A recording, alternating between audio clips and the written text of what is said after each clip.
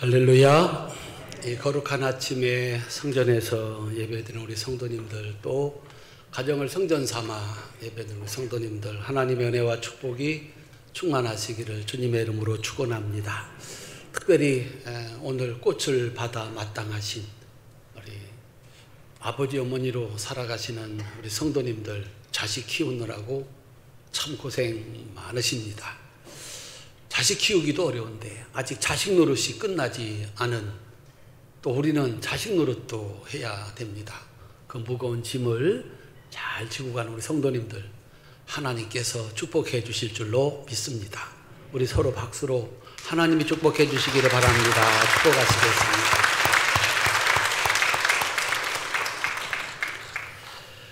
19세기, 지금부터 한 130년 전 사람입니다. 19세기의 위대한 화가로 인정받는 빈센트 반 고흐라고 하는 화가가 있습니다. 세상에서 예수님의 얼굴을 그릴 수 있는 두 사람이 있다면 그 중에 하나는 렘브란트다, 그렇게 얘기를 했답니다. 이 렘브란트는 고흐보다 200년쯤 전 사람입니다. 역시 똑같은 네덜란드 사람입니다. 빛의 마술사라고 불리우면서 17세기 서양 미술사에서 가장 위대한 화가로 인정받는 천재 화가입니다. 렘브란트는 젊어서부터 천재 화가답게 그의 그림을 사고자 사람들이 줄을 섰습니다.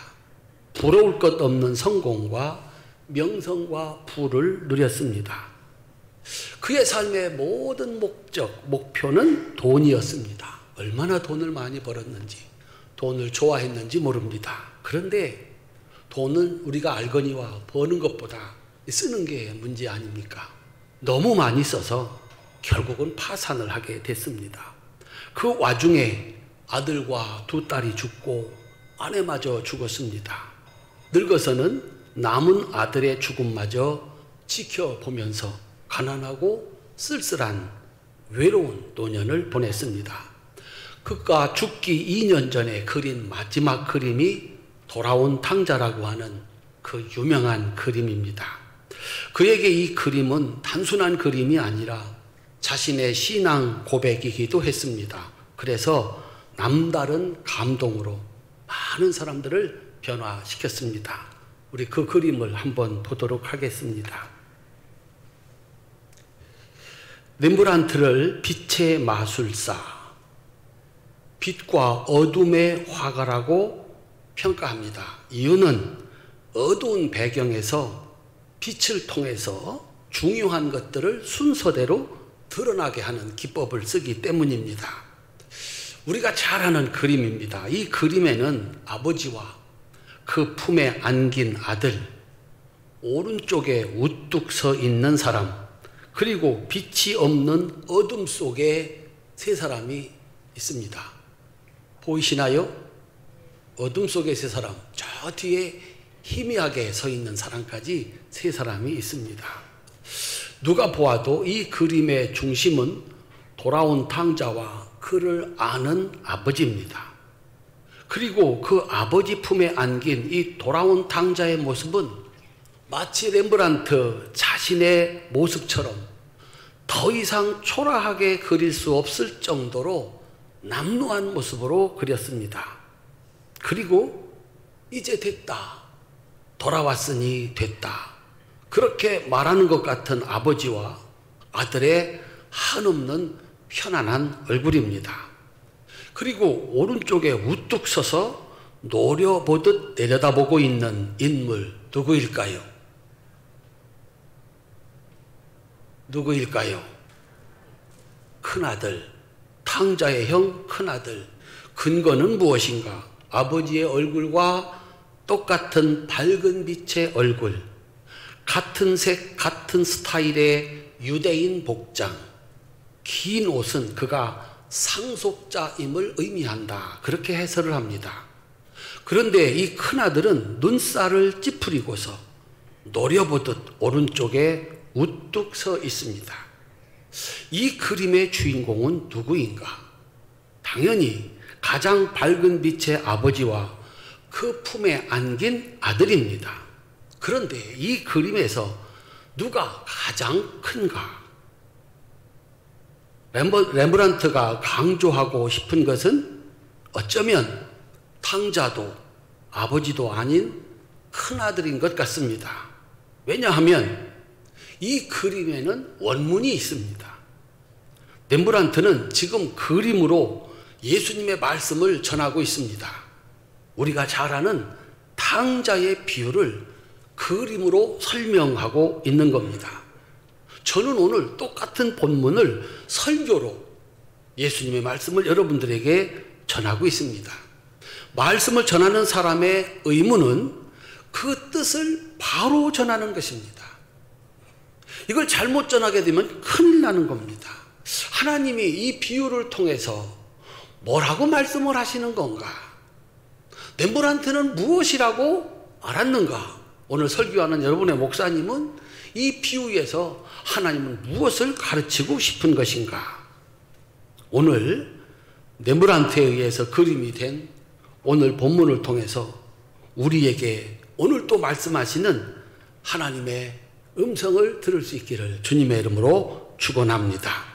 오늘 본문은 누가복음 15장 1절과 2절의 이 상황에 대한 예수님의 비유, 그 세 가지 비유 중에 마지막 비유입니다. 누가복음 15장 1절부터 3절까지입니다. 함께 읽겠습니다. 세리들과 죄인들이 모두 예수님의 말씀을 들으려고 그에게 가까이 몰려들고 있었다. 바리새파 사람들과 율법 학자들은 서로 수군거리며 말하기를 이 사람이 죄인들을 맞아들이고 그들과 함께 음식을 먹는구나 하였다. 그래서 예수께서는 그들에게 이 비유를 말씀하셨다. 예수님의 비유는 우리가 너무나 잘 아는 세 가지입니다. 첫째가 70양의 비유, 둘째가 70드라크마 비유, 그리고 셋째가 오늘 본문 70아들 비유입니다. 예수님은 이 마지막 비유에서 이 세 가지 비유가 누구를 위한 것인지 분명하게 밝혀두고 있습니다. 오늘 본문 32절의 시작입니다. 따라합시다. 이 내 동생은, 이 내 동생은, 이 비유는 바리새인들과 서기관들을 향하신 비유입니다. 바리새인들과 서기관들은 지금 돌아온 탕자, 즉 세리와 죄인들을 받아주는 예수님을 비난하는 큰아들로 나오고 있는 겁니다. 세리와 죄인들은 반드시 찾아야 되는 하나님의 잃어버린 양, 잃어버린 동전, 돌아온 아들은 기다려야 하고 그리고 용서해야 하는 아들입니다. 그런데 이 큰아들과 같은 바리새인들과 서기관들이 비난을 하고 책망을 하는 겁니다. 예수님은 질문을 합니다. 너희가 행동하는 것이 옳은 것이냐라고 묻고 있습니다. 하나님은 오늘 우리에게 질문합니다. 오늘 설교 제목입니다. 한번 따라합시다. 아들인가 종인가? 먼저 이 큰아들은 아들인가 종인가? 큰아들은 네 가지로 자격이 충분한 아들입니다. 첫째, 그는 큰아들, 생물학적으로 먼저 태어난 아버지의 아들입니다. 둘째, 아버지를 섬김에 있어서 한 번도 명령을 어긴 적이 없는 아들입니다. 세 번째, 한 마리의 염소 새끼도 자기 마음대로 잡아먹은 적이 없는 아버지의 재산을 지키는 아들입니다. 네 번째, 자기 동생이 자기 몫의 재산을 처분하고 집에서 나가 허랑방탕하는 동안에도 여전히 흔들림 없이 아버지 집에서 일하는 아들입니다. 그는 그야말로 세상 어디에 내놓아도 칭찬받기에 손색이 없는 아들입니다. 비유에 나오는 바리새인들과 성경 박사들입니다. 그들은 큰아들이고 세리와 죄인들과 비교할 수 없는 올바른 삶으로 살아가는 하나님 아버지의 영광이고 명예였습니다. 그래서 모든 사람들이 이들을 하나님의 아들로 인정을 하고 있는 겁니다. 그러나 이 큰아들은 네 가지로 종입니다. 첫째, 내가 여러 해 아버지를 섬겨 명을 어김이 없거늘. 그는 열심히 일하는 일꾼입니다. 두 번째, 명을 어김이 없었다. 그는 아버지의 명령을 따라 일하는 사람입니다. 세 번째, 불평과 불만하는 아들이 아니라 종입니다. 내게는 염소 새끼라도 주어 나와 내 벗으로 즐기게 하신 일이 없거늘. 일을 하면서 그 마음에는 언제나 불평과 원망이 있었습니다. 네 번째, 이것이 결정적인 이유입니다.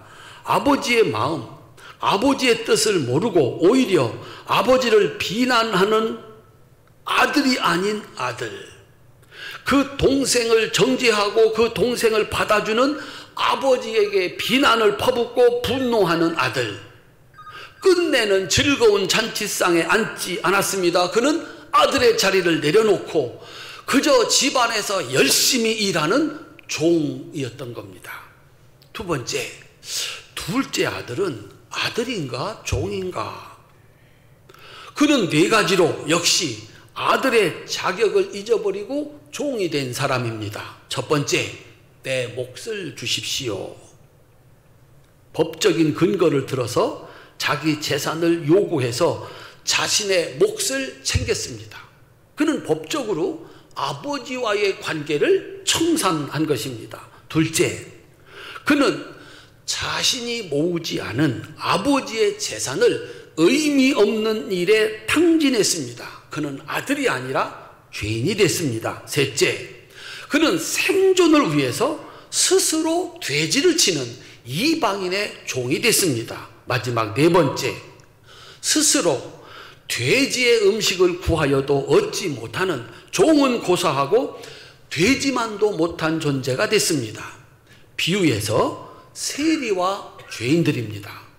한때 그들도 하나님의 자녀였습니다. 근데 그들이 하나님을 떠났습니다. 율법을 지키지 않았습니다. 하나님이 주신 시간과 재물을 아무런 가치 없는 일에 다 써버렸습니다. 그리고 마침내 모든 것을 잊어버리고 비난받는 인생, 목숨도 부지 못하는 가난 속에서 스스로 일만 해야 되는 종이 됐습니다. 그렇게 형님인 바리새인들과 서기관들로부터 돼지만도 못한 취급을 받았습니다. 둘째 아들은 스스로 종이 되어버렸습니다. 그런데 이 둘째 아들은 역시 네 가지로 아들의 자리를 다시 찾았습니다. 첫째, 그는 자신의 잘못을 깨달아 회개함으로 아들이 됐습니다. 내가 하늘과 아버지께 죄를 지었구나. 둘째, 스스로 죄값을 치름으로써 아들이 됐습니다. 이제부터는 내가 아들이 아니라 종이다. 셋째, 아버지에게 돌아감으로 아들이 됐습니다. 마지막 네 번째, 아버지의 지극한 사랑이 그의 아들의 자리를 돌려주었습니다. 사실 가장 중요한 것은 아버지의 사랑과 용서입니다. 그가 어떤 노력을 얼마만큼 했다 하더라도 아버지가 그를 용서하지 않는다면 그의 모든 노력은 소용이 없습니다. 아버지의 사랑과 용서가 아버지가 주신 그 자리를 다시 찾게 한 것입니다. 렘브란트 그림으로 잠깐 다시 가보도록 하겠습니다. 보이시나요? 분석가들은 렘브란트 그림에서 아버지의 양손이 다르게 생겼다는 것을 주목하고 있습니다. 왼쪽으로 보이는 손, 오른쪽으로 보이는 손, 같은가요? 다른가요? 안 보이시나요? 대답을 하셔야 진도를 나갈 거 아닙니까? 왼쪽으로 보이는 손, 오른쪽으로 보이는 손 같은가요? 다른가요? 왼쪽으로 보이는 손은 여인의 손처럼 가늘고 길게 생겼습니다. 반면에 오른쪽으로 보이는 손은 남자의 손처럼 넓적하고 커 보입니다. 왜 그렇게 그렸을까? 왼쪽 손은 어머니처럼 섬세한 사랑을, 오른쪽으로 보이는 손은 아버지처럼 넓고 강한 사랑을 나타낸다. 분석가들이 그렇게 해석을 합니다. 완전한 용서와 회복을 의미한다 라고 하는 것입니다. 회개하고 돌아오는 자에게 하나님은 어떤 분인가? 완전하게 용서하시고 회복시키시는 사랑이시다 라고 가르칩니다. 어떻게 알 수 있나? 예수님이 회개한 삭개오를 두고 하신 말씀입니다. 누가복음 19장 9절입니다. 함께 읽겠습니다. 예수께서 이르시되 오늘 구원이 이 집에 이르렀으니 이 사람도 아브라함의 자손임이로다. 아멘. 따라합시다. 오늘 구원이 이 집에 이르렀으니. 한번 따라합시다. 회개하면 그날로 아들이다. 큰 소리로 아멘 합시다. 탕자와 세리와 모든 죄인들은 회개해서 모든 죄를 용서받고 하나님의 아들, 하나님의 자녀가 됐습니다. 그러나 큰아들인 바리새인들과 서기관들은 율법과 증거를 내세워서 형제들을 비난하고 정죄했습니다. 뭐 거기까지는 그렇다고 치자. 그들을 용서하시는 하나님의 사랑이신 예수님을 십자가에 못 박아 죽였습니다. 그들에게는 잔치가 없습니다. 즐거움이 없습니다. 늘 두려움 속에, 불평과 원망 속에 살아갑니다. 그들을 기다리고 있는 것은 영원한 지옥입니다. 이제 질문합니다. 한번 따라합시다. 나는 아들인가 종인가? 아들인가? 그러니까 여성분들이 아들만 있어요? 딸도 있어요? 그러시는 것 같아서 다시 한번 기회를 드리겠습니다. 나는 자녀인가 종인가? 하나님은 안식일을 만들어서 사람은 일만 하는 존재가 아니라 하나님께 예배하는, 일만 하는 종이 아니라 하나님께 예배하는 자녀로 만드셨습니다. 자녀는 아버지의 모든 것이 자신의 것입니다. 그는 일을 하고 대가를 받는 종이 아니라 아버지의 재산 전부를 유산으로 물려받을 사람입니다. 그러하기에 아버지가 주든 안 주든 불평과 원망이, 불만이 없습니다. 아버지가 잘못하면 쫓아내는 두려움이 대상이 아니라 어떤 잘못을 해도 끝없이 용서하시고 받아주시고 사랑하는 사랑의 대상입니다. 모든 게 다 자기 겁니다. 그러므로 그가 일을 할 때 기쁨과 감사함으로 일합니다. 아들에게 중요한 것은 아버지의 마음, 아버지의 뜻을 알아서 그 아버지의 정신을 이어가는 겁니다. 그래서 그에게는 아버지의 말씀을 듣는 게 가장 중요합니다. 우리가 하나님의 자녀라면 우리에게 가장 먼저, 가장 중요하게 여겨져야 되는 것은, 한번 따라 합시다. 하나님의 말씀을 듣는 것입니다. 그 말씀을 들어서 하나님의 뜻이 무엇인가, 하나님은 뭘 알고 무엇을 하고자 원하시는가, 이걸 알아서 해드리는 겁니다. 그런데 종은 일만 합니다. 일주일 내내 일만 합니다. 교회 와서도 일만 합니다. 율법을 어겨서 벌 받을까봐, 하나님이 명령한 거 이거 못 지키면 벌 받을까봐 기쁨이 아닌 두려움으로 일합니다.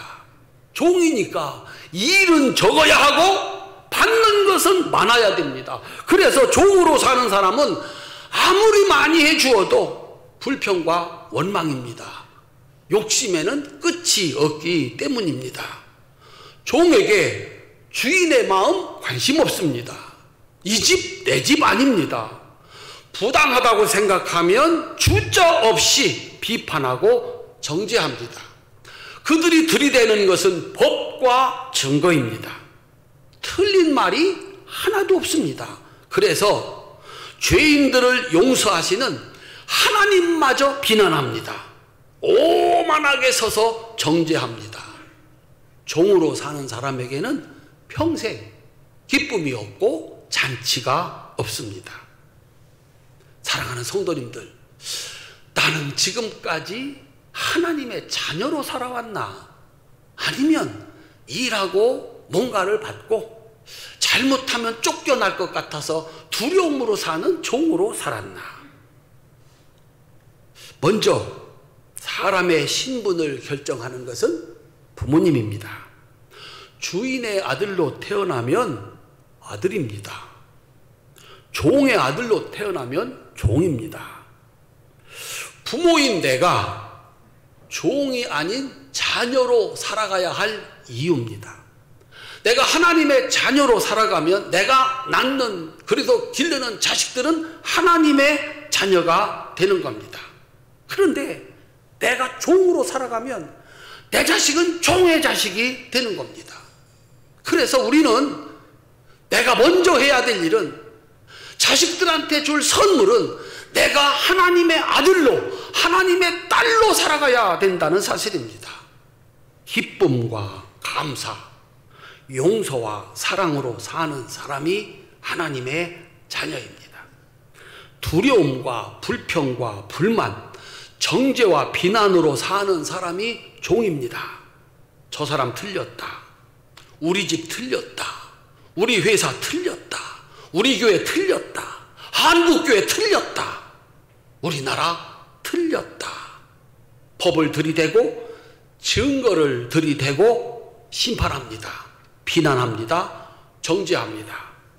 그의 말에 틀린 것이 하나도 없습니다. 그래서 사람들이 열광을 합니다. 어쩌면 저렇게 이 사회의 문제점을, 한국교회의 문제점을, 우리 회사 문제점을 어쩌면 그렇게, 우리 집의 문제점을 어쩌면 그렇게 정확하게 외치는지 열광합니다. 문제는 내가 정죄하고 심판하는 바로 그 대상이 누구냐 하는 겁니다. 우리 집 틀렸다. 그 우리 집은 누구 집입니까? 아버지 돌아가시고 어머니 돌아가셨습니다. 그 집은 내 집입니다. 우리 교회 틀렸다. 우리 교회가 누구 교회입니까? 에클레시아, 불러냄을 받은 사람들.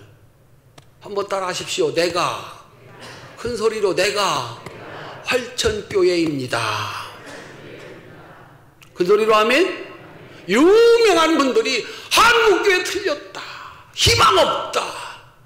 그런 위치에 있는 그런 목사님이 말씀하니까 속이 다 시원한 거예요. 정말 틀렸거든요. 그런데 그 교회 누구 교회입니까? 어떤 교회 보고 틀렸다는 겁니까? 자기를 알아주어서 자기 말 한마디면 모두가 다 들어야 되는 그 사람, 그 교회, 그 사람 자신이 한국교회 아니냐? 우리나라 틀렸다. 도대체 그 나라는 누구의 나라입니까? 다시 한번 따라 합시다. 내가 한국교회입니다. 큰 소리로 내가 대한민국입니다. 이렇게 말해야 됩니다. 내가 잘못했습니다. 우리 교회가 문제입니다. 내가 회개해야 됩니다. 내가 문제가 있어서 이 교회가 이렇게 어려워지는 겁니다. 나 아니고 그 누구를 향해서 비난하고 비판하고 정죄하는 사람들, 자기 얼굴에 침받는 사람들입니다. 그들은 누구보다 많이 열심히 일합니다. 그런데 세상을 파괴하고 자신도 불행하고 세상도 불행하게 만드는 버림받은 종들입니다. 사랑하는 성도님들, 어버이 주일입니다. 내가 종으로 살았다면 회개하고 하루나 빨리 하나님의 자녀로 살아야 합니다. 내 사랑하는 자녀들을 종이 되게 해서는 안 됩니다. 종살이하는 노예로 만들어서는 안 됩니다. 따라합시다. 우리 집이다. 큰 소리로 우리 회사다. 우리 나라다. 우리 교회다. 불평과 원망과 비판과 정죄가 아니라 내 집이다. 내 교회다. 내 나라다. 내 회사다. 기쁨과 감사함으로 일하고 용서하고 사랑하는 하나님의 마음을 아는 자녀들로 살게 해야 됩니다. 겨우 일하고 월급 받는 자가 아니라, 겨우 일하고 사람들한테 칭찬이나 받는 자가 아니라, 하나님이 준비하신 유산을 물려받는 재산, 그 자녀로 살고 우리 사랑하는 자녀들도 그렇게 키울 수 있기를 주님의 이름으로 축원합니다. 내가 오늘은 이 회사에서 가장 말단이지만, 내가 오늘은 이 집에서 그저 하루 1시간 아르바이트를 하지만, 이거 내 회사야. 이 회사 잘 돼야 내가 잘 되는 거야. 내가 오늘 아르바이트 하는 이 집이 잘 돼야 내가 여기서 월급 받을 수 있어. 우리 사랑하는 성도님들, 그런 사람 하나 만나면 회사는 회사가 되고, 조그마한 식당이라도 그 사람 때문에 되고, 그 가정도 그 교회도 세상도 그렇게 그 사람 때문에 복을 받게 되는 줄로 믿으시기를 주님의 이름으로 축원합니다. 하나님의 자녀는 하나님께 예배하고 말씀을 들어서 하나님의 마음을 아는 사람입니다. 그에게 세상은 하나님의 것입니다. 세상 모든 사람들은 하나님의 자녀입니다. 하나님이 아버지시다. 하나님이 이 세상의 주인이시다. 그걸 알았지 않습니까? 그러면 이 세상 모든 것은 다 하나님의 것이고, 이 세상의 모든 사람은 다 하나님의 자녀인 겁니다. 그에게는 자연 파괴, 운동할 필요 없습니다. 인종차별, 외칠 필요가 없습니다. 남녀차별, 신분차별, 전쟁 있을 수 없습니다. 어떻게 하나님의 마음, 하나님 아버지의 마음을 아는 사람이 이 세상 모든 사람들 피부색이 같거나 다르거나 신분이 높거나 낮거나 어린아이건 여인이건 다 하나님의 아들이라고 하는 사실, 이걸 아는 사람이 어떻게 전쟁을 일으키고 상대방을 향해서 비난을 쏟아붓고 그럴 수 있느냐라고 하는 겁니다. 오직 사랑과 용서와 돌봄이 있을 뿐입니다. 세월이 지납니다. 그가 비록 작은 일을 하더라도 그는 하나님이 유산으로 주시는 축복을 받아서 자신의 몫이나 챙기는 그런 사람들과는 비교할 수 없는 복을 받아 살게 될 줄로 믿으시기를 주님의 이름으로 축원합니다. 그에게는 늘 기쁨이 있습니다. 감사가 있습니다. 그의 인생에는 잔치가 있습니다. 우리 활천의 성도들이 이 은혜와 축복을 받으시기를 주님의 이름으로 축원합니다. 돌아가신 유명한 목사님이 신자들을 향해서 늘 인사를 시켰답니다. 우리도 한번 해보십시다. 옆에 있는 분하고 한번 진심을 담아서 인사 한번 합시다. 성도님은 우리 교회의 보배이십니다. 한 번 더, 성도님 때문에 우리 교회는 행복합니다. 한 번 더 인사합시다. 난 거짓말 못합니다. 어린아이는 어린아이로 하나님의 자녀이고, 나이 많아 걷기도 힘들어 그래도 성전에 찾아오는 이 하나님의 자녀이고, 이제는 교회를 나올 힘도 없어 집에서 천국 갈 말만 기다리는 그분도 하나님의 자녀예요. 어디를 어떻게, 그걸 아는 사람들이라면 예배드려 말씀들어 하나님의 마음을 아는 사람들이라면 그들이 만들어가는 세상, 그게 하나님이 원하는 세상이고, 하나님은 그들로 그런 세상을 만들어가게 하시도록 월급이 아니라, 대가가 아니라 예비하신 축복을 유산으로 물려주시는 줄로 믿으시기를 주님의 이름으로 축원합니다. 이제 마지막으로 렘브란트의 그림을 다시 한번 보도록 하겠습니다. 그리고 제목을 한번 붙여봅시다. 한번 따라합시다. 나는 누구인가? 설교가 다른 사람을 들으라고 하는 거 아니지 않습니까? 다른 교회 없는 거 우리 교회에 있는 거 두 손 높이 드십시다. 하나님께서 나에게 주신 말씀입니다. 렘브란트는 이 본문에서 자기를 보았습니다. 그래서 제목을 돌아온 당자. 나는 돌아온 당자다. 또 다른 제목 붙여보시겠습니까? 안 붙이면 설교가 안 끝날 수도 있습니다. 또 다른 그림, 또 다른 제목. 헨리 나우엔이라는 사람은 저 그림 앞에서 하루 종일 서 있었답니다. 그리고 그의 인생을 바꿨답니다. 거기서 그는 무엇을 보았을까?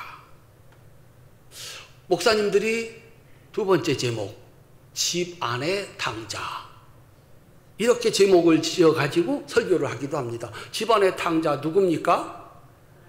오른쪽에 우뚝 서 있는 큰아들.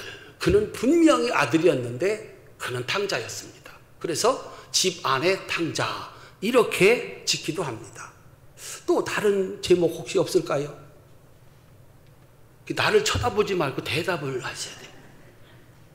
한번 따라 하실까요? 저는 이 설교 준비하면서 렘브란트는 그림으로 설교했고 저는 오늘 말씀으로 설교하고 있습니다. 저 그림 속에는 빛이 없는 어둠 속에 있는 사람들이 있습니다. 그 제목 그렇게 하나 붙여봤습니다. 따라합시다. 어둠 속의 사람들. 세상에 아버지가 아들을 울고 난리하고 잔치를 피는데도 아무런 존재도 감동도 없는 사람들.